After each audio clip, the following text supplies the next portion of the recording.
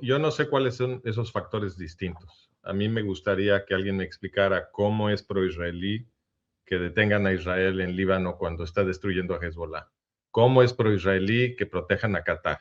¿Cómo es pro-israelí que detengan a Israel en Gaza, que detengan a Israel en Siria, que en Siria instalen a ISIS? ¿Cómo es pro-israelí? ¿Cómo es pro-israelí que dejen a los ayatolás en el poder cuando los estaban destruyendo?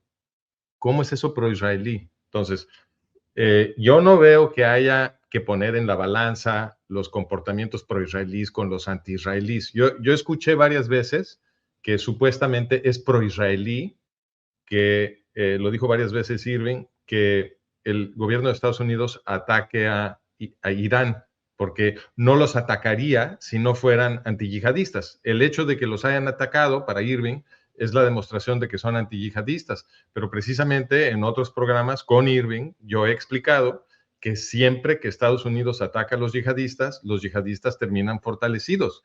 Ese ha sido el patrón invariable y le di los ejemplos de los yihadistas afganos que fueron creados por los presidentes gringos junto con la inteligencia pakistaní y con mucho dinero de los saudis. Y luego los presidentes gringos atacaron a los yihadistas afganos. ¿Y cuál fue el resultado? Pues los atacaron, pero terminaron más fuertes los yihadistas afganos. Afganistán se volvió gracias a la guerra con Afganistán, Afganistán se convirtió en una fábrica productora de yihadistas que se fueron a distintas partes del mundo, se volvieron mercenarios. La guerra les dio el poder a ellos. La guerra se volvió una máquina de reclutamiento de yihadistas. Y esos yihadistas afganos, como les dicen, acabaron en distintos teatros de guerra en distintas partes del mundo. Fortaleció muchísimo el yihadismo, toda esa guerra. ¿Y quién se quedó en el poder en Afganistán? Los yihadistas afganos. ¿Con qué? Con un montonal de armamento gringo, que les dejaron ahí en la administración de Biden dejó ahí montonal de armamento ahí para los yihadistas afganos. Bueno, entonces crearon a los yihadistas afganos, luego los atacaron y el resultado de largo plazo fue que el yihadismo se superfortaleció. Crearon a los yihadistas iraníes. Esos los creó Carter y Reagan. Entonces, crearon a los yihadistas iraníes, atacaron a los yihadistas iraníes. La consecuencia fue que se fortalecieron los yihadistas iraníes. Ahorita la Guardia Revolucionaria iraní tiene un mayor control de Irán del que tenía antes. Tiene mayor influencia en el estrecho de Hormuz de la que tenía antes. Pero también destruyen mucha infraestructura de la que tenían. O sea, en ese sentido, todo eso se reconstruye, todo eso se reconstruye. A ver, es justo lo que tenemos que madurar, tenemos que graduarnos de esta idea que nos han metido a la cabeza, que es razonable estar peleándose con los yihadistas, dejándolos que vuelvan a agarrar fuerza, que nos vuelvan a atacar, y luego los rebajamos un poquito más, y luego un cese al fuego para que se recuperen y nos vuelvan a matar a algunos civiles, y luego regresamos al ataque. No, señor, los tenemos, discúlpame, Mark, estoy a la mitad, sí. Los tenemos que derrotar, punto. Tiene que haber una victoria, y lo que no ha permitido la política gringa es que haya una victoria. Y el tercer ejemplo es ISIS. ISIS también fue una creación de la política gringa, del sistema de prisiones gringas en Irak. También atacaron a ISIS. ¿Y cuál fue la consecuencia? ISIS ahora es gobierno. ISIS ya logró su califato en Siria.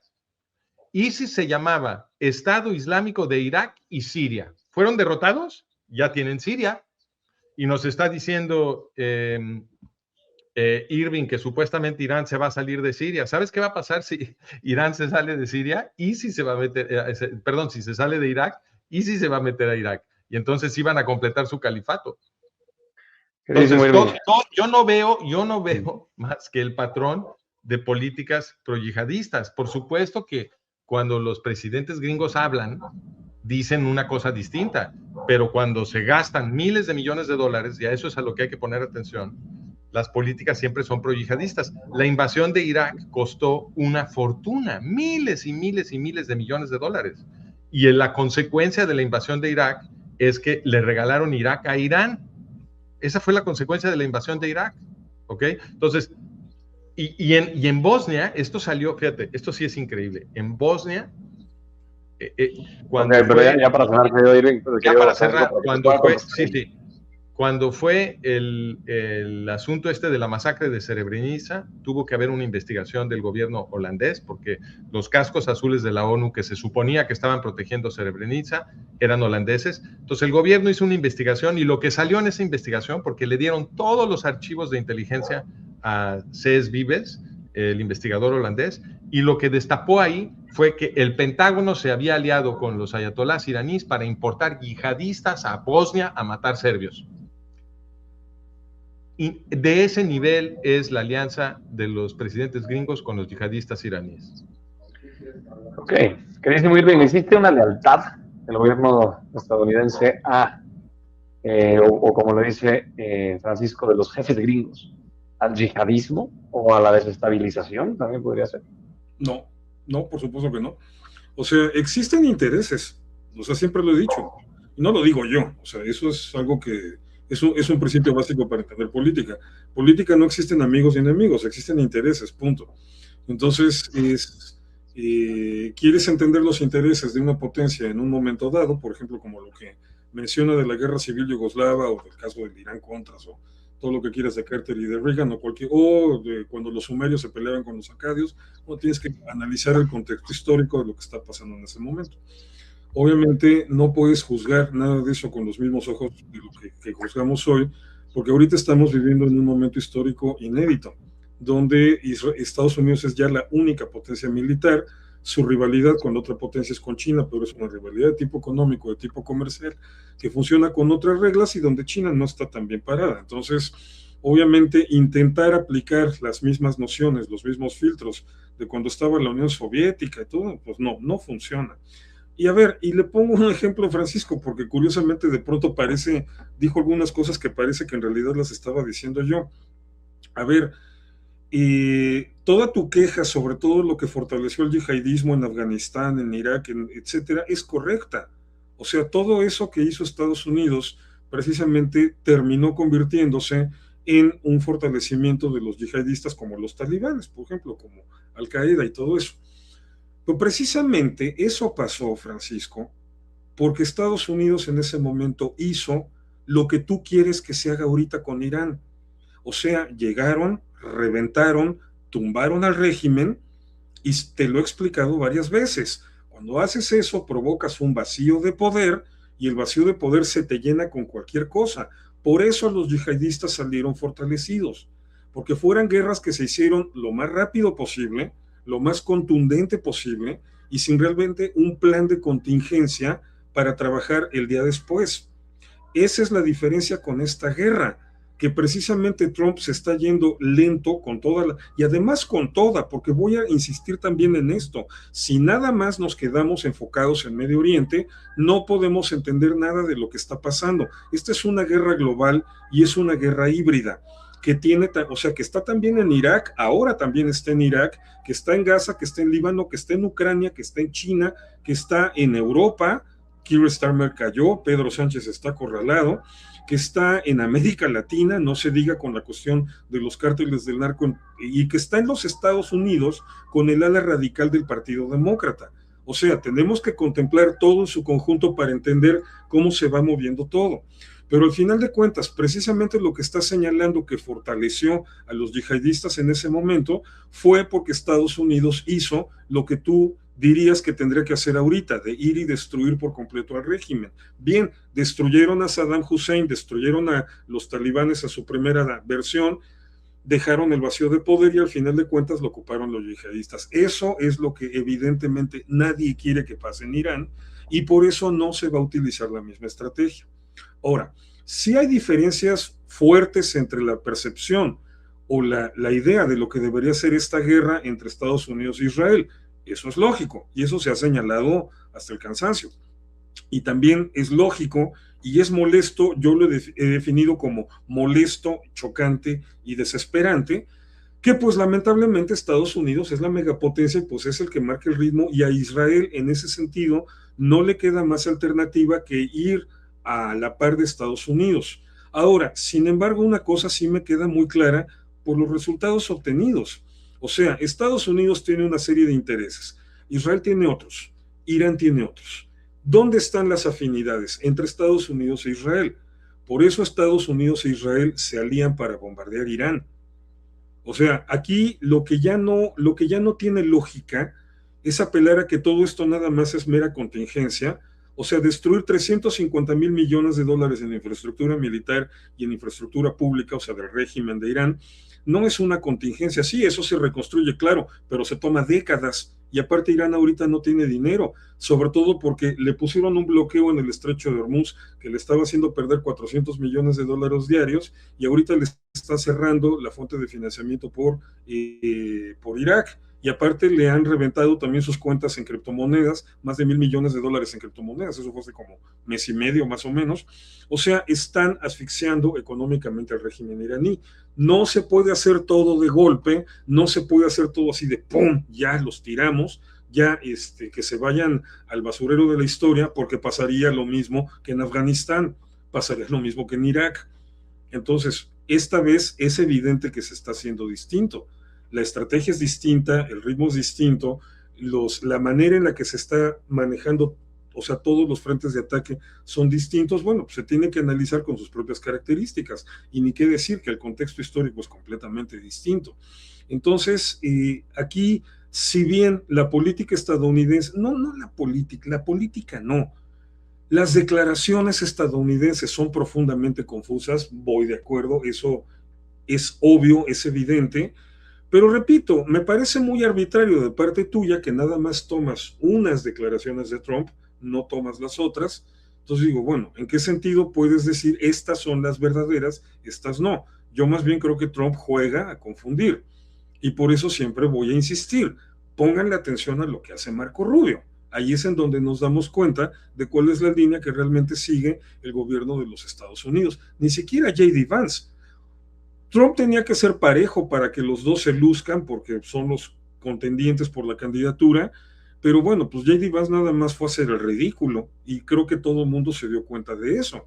Al final de cuentas, el acuerdo que se impuso fue el que negoció Marco Rubio, no el de J.D. Vance. Ese está haciendo agua por todos lados y se va a hundir y no va a funcionar. Y ahorita, por ejemplo, sale la noticia de que hace 3, 4 días Trump estaba considerando ya ir de lleno otra vez con la guerra total contra Irán, y que bueno, todavía decidió esperarse un poco más y todo eso, pero al final de cuentas los tambores de guerra son contra Irán, las amenazas son contra Irán, los bombardeos son contra Irán. Perdón, ya no funciona la lógica de decir es que es para hacerlos más fuertes, porque siempre que Estados Unidos se ataca se fortalece el yihadismo, y es que es para destruir Israel. Si el objetivo fuera destruir Israel, te lo dije la otra vez, lo que Estados Unidos haría sería empoderar a Irán, no destruirlo. Y eso es lo que ha estado pasando. Fue lo que hizo Barack Obama, un presidente, y sí, coincidimos completamente, abiertamente anti-israelí. ¿Qué hizo? Empoderar a Irán. O sea, si ya tienes toda la red de aliados para destruir a Israel, ¿para qué la destruyes? Pues, o sea, mejor la usas, ¿no? Digo, total, al final de cuentas, si el mundo de todas maneras va a decir qué bueno que destruyeron a ese país ilegítimo, de apartheid, y que estaba haciendo una limpieza étnica, o sea, ya todo el mundo tiene todos esos prejuicios, ¿para qué tanto le haces al loco? O sea, destruyendo a los que pueden destruir Israel para que nadie se dé cuenta que lo quieres destruir tú también. Eso no tiene sentido. El resultado al final, ahorita con todos los problemas que de pronto chocan las estrategias y las perspectivas entre Estados Unidos e Israel, el resultado concreto hoy en día es que en comparación al 6 de octubre del 2023, Israel está mucho mejor, mucho más seguro, mucho más fuerte, Irán no, Hezbollah menos, jamás menos. Esa es la realidad concreta hoy en día.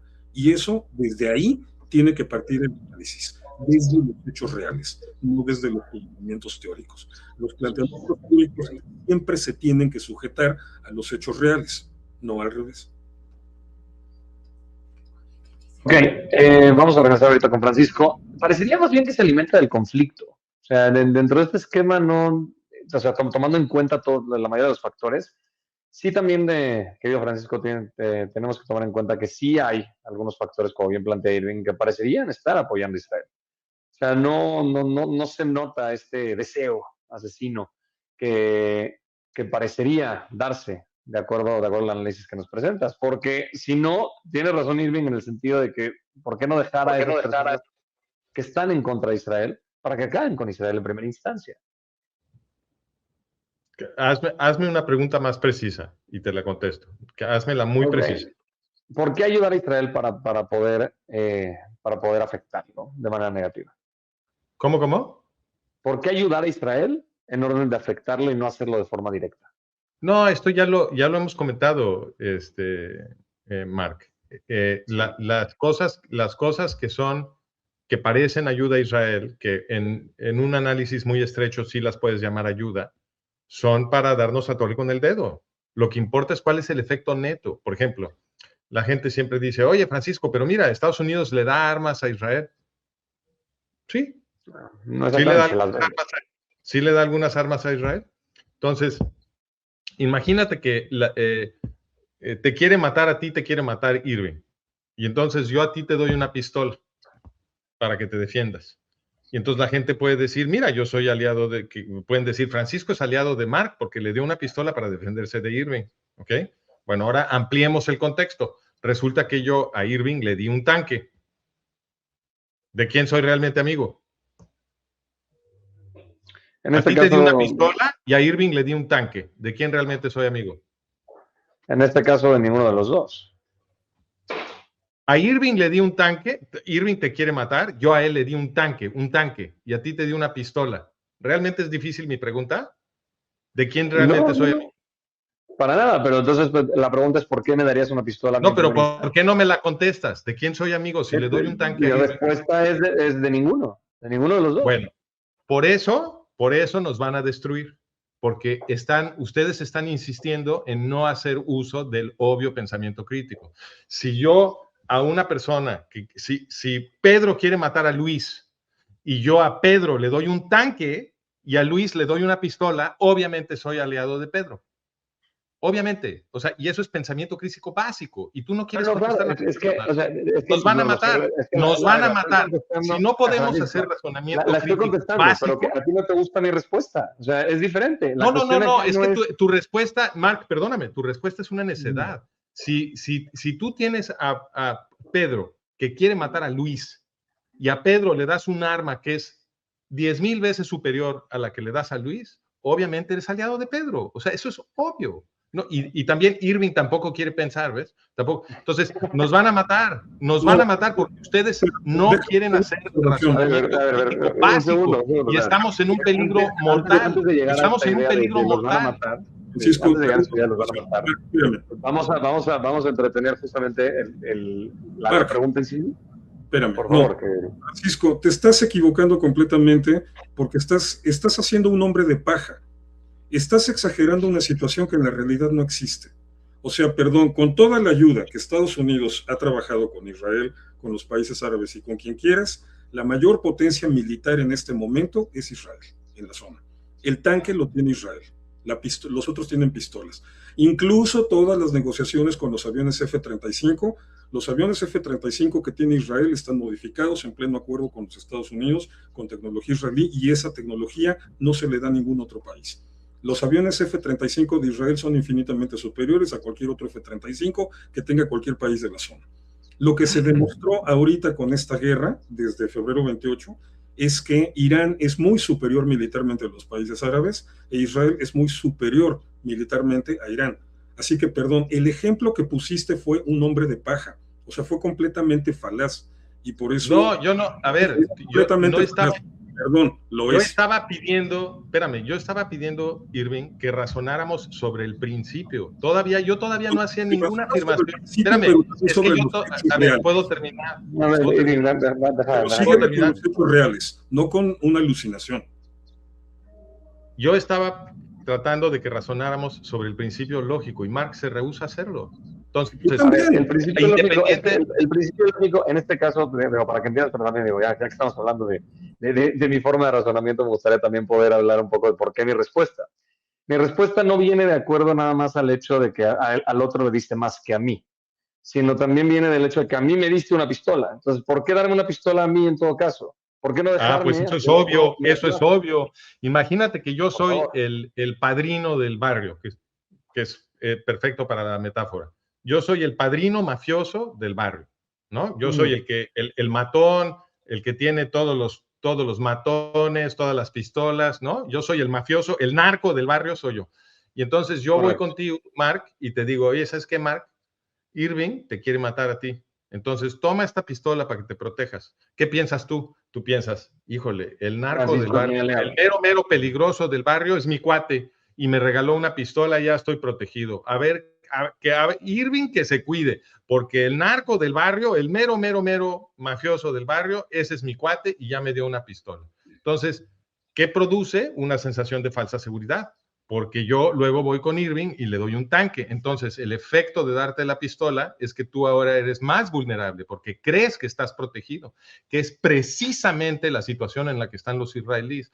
Los israelíes todos llevan años pensando que no les puede pasar nada porque los protege Estados Unidos. Y luego vino el 7 de octubre. Fue el peor ataque terrorista que había sufrido el pueblo judío desde el Holocausto. Y los israelíes estaban sorprendidos de que les pudiera pasar eso cuando ellos se supone que son muy superiores militarmente, número uno, y además protegidos por los Estados Unidos. Pues, ¿qué crees? 1,200 personas torturadas a muerte y 250 rehenes. Y todavía dicen que están muy seguros. Por favor, tienen que aprender a pensar. Tienen que aprender a pensar porque estamos en peligro mortal. Perdón, aquí el que no está pensando correctamente, espérame, Mark, espérame. El que no está pensando correctamente eres tú, Francisco. O sea, ok, hubo un error, hubo el atentado. ¿Dónde está Hamas ahorita? Arrinconado en un hoyito. ¿Dónde está Hezbollah? Diezmado. ¿Dónde está Irán? O sea, perdón, en todo momento cuando se impuso la lógica militar, no nada más en un ataque, sino todo en un proceso, en una guerra, Israel les partió la mandarina en gajos a todos. O sea, perdón, sigues aferrado a tu falacia de hombre de paja. La realidad ahí en el estamos terreno de acuerdo, Irving, ese no es el realidad punto. en el terreno, en el campo de batalla, es que Israel es el mayor poder militar de toda la zona. Claro que sí, ahí estamos de acuerdo, pero eso no es el punto. Eso no es lo que estoy discutiendo. Es que no tiene caso que nos peleemos. Es que todo tu ejemplo, cuando estamos de acuerdo, no tiene caso que discutamos. De tu ejemplo se basa en todo lo contrario a los hechos reales. Por eso tu ejemplo no Irving, aplica. estamos de acuerdo. Bueno, ¿cómo le explico a Irving que estamos de acuerdo? No, es que no es eso. Acá la cuestión, querido Francisco, es que de cierta manera sí nos estamos separando del análisis y estamos viendo a una me cambiaron el tema, tema. Yo no estoy diciendo que yo no estoy diciendo. El tema sí es Israel, Estados Unidos e Irán, ¿sabes? O sea, en este caso, no. El tema es la interpretación de lo que está haciendo Trump. De eso estaba hablando yo. Yo de eso estoy hablando. No he hablado de nada más. Entonces, yo estoy totalmente de acuerdo con Irving que las Fuerzas Armadas israelíes pueden con cualquiera de sus enemigos musulmanes. Claro que sí. Lo que estamos tratando de analizar es la política del gobierno de Estados Unidos y la reacción de Trump y de Biden y de Obama, el que ustedes quieran, la reacción de cualquier presidente gringo cuando Israel le está dando crán a sus enemigos es detener a los israelíes. Lo han hecho una y otra vez. Ahora, sí es cierto que Israel tiene armas muy sofisticadas que no tienen sus enemigos. Eso es sobre todo porque las han desarrollado aquí en Israel. Eso sobre todo. Sí es cierto que reciben algunas armas que no le dan a otros. Eso también es cierto. Estoy de acuerdo. Pero el punto siempre es cuál es el efecto neto. Si el efecto neto que quisieran los presidentes gringos fuera la seguridad israelí, eso lo hubieran logrado hace mucho. Por ejemplo, no le hubieran enviado miles de millones de armas a los yihadistas iraníes en secreto. Por ejemplo, si quieres proteger a Israel, no haces eso. No le hubieras dejado Líbano a Hezbollah. Si quieres proteger a Israel, no haces eso. No hubieran invadido Irak, no estarían protegiendo a Qatar, no hubiera instalado a ISIS en Siria. Hay muchísimos ejemplos, pero ahora tengo una sola duda entonces. Ya hablamos de muchas cosas que no deberían de hacer. En este caso, Israel, tomando en cuenta los hechos, ¿sí? Y tomando en cuenta de que tiene el ejército que tiene, y tomando en cuenta que el enemigo de Israel ahorita, en este caso, vendría siendo el yihadismo islámico, que también es el enemigo de Occidente, ¿qué sí podría hacer? O sea, ¿sugerirías que se ponga en contra de Estados Unidos o sugerirías que de alguna manera Israel... Que se emancipe de Estados Unidos? El primer ministro de Israel ¿puede hacerlo? El primer ministro israelí tiene como responsabilidad oficial y además sagrada, porque se supone que está protegiendo al pueblo judío, que es el pueblo más importante del planeta y de la historia. Tiene la responsabilidad oficial y sagrada de defender a la nación de Israel. No está en la descripción de su trabajo, de su puesto, ser el sirviente del presidente de Estados Unidos. Entonces, cuando el presidente de Estados Unidos le dice al primer ministro israelí que debe detenerse cuando tiene una ventaja militar sobre un ejército genocida que quiere exterminar a la nación de Israel, lo que debe de contestar el primer ministro de Israel es: tú vete a freír espárragos. Yo soy el primer ministro de la nación de Israel y yo voy a destruir al enemigo genocida que quiere extinguir a mi pueblo. Y si no te gusta, ni modo. Y tan. Dejen de preguntar esto. La respuesta es obvia. Lo que tiene que hacer el gobierno de Israel es defender a la nación de Israel. ¿Por qué estamos preguntando tonterías? Esto es lo que tiene que hacer. No, es que no es una tontería, porque el problema no es qué hacer, sino cómo. Querido Irving. A ver, pero es lo que está haciendo. El cómo ya lo resolvieron. Espérame, de hecho, es lo que está haciendo Israel.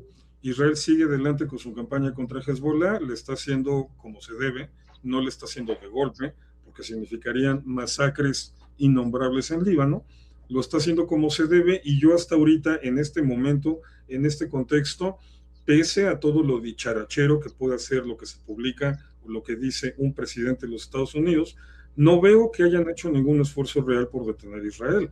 Con todo y lo que se dijo, que Trump insultó hasta Netanyahu y todo eso, la realidad es que cuando se llegó al punto crítico de que se tenía que firmar, se tenía que poner una firma estadounidense en un papel, la firma que se puso fue para dejar a Irán afuera y para dejar a Israel con la libertad de seguir actuando en Líbano.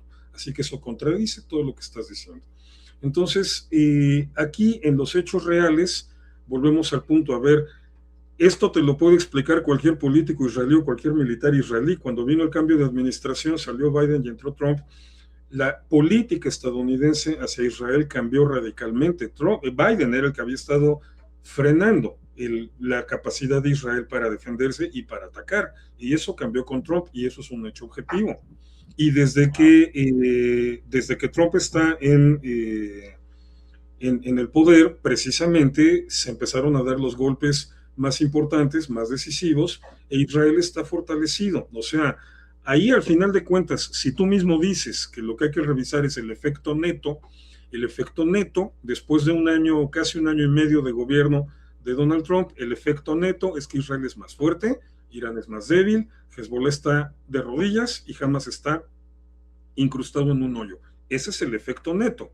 O sea, así, punto, a pronto. Bueno, entonces, ahí yo no... Creo que lo podemos dejar ahí. Lo podemos dejar ahí. Pues es que ahí está. O sea, no es que lo podamos dejar ahí, es que no lo podemos mover de ahí. Así es lo que hay. Okay. Yo creo que ahí estamos en un impasse. Vamos a esperar a ver qué más sucede. Yo creo que si nos tiran la bomba atómica encima aquí, al siguiente día, Irving va a estar interpretando cómo eso es bueno para Israel. No. Y ya no voy a estar yo para reírme, pero no, ni modo. Pero yo creo que esa es una predicción que puedo hacer con mucha seguridad, porque no importa qué suceda, la interpretación de Irving siempre es que es bueno para Israel. Siempre y cuando lo haya hecho Trump. No importa qué suceda, porque cuando Biden hace lo mismo que hace Trump, entonces sí es malo, pero cuando lo hace Trump, entonces de alguna manera... No, que Biden haga lo mismo que Trump.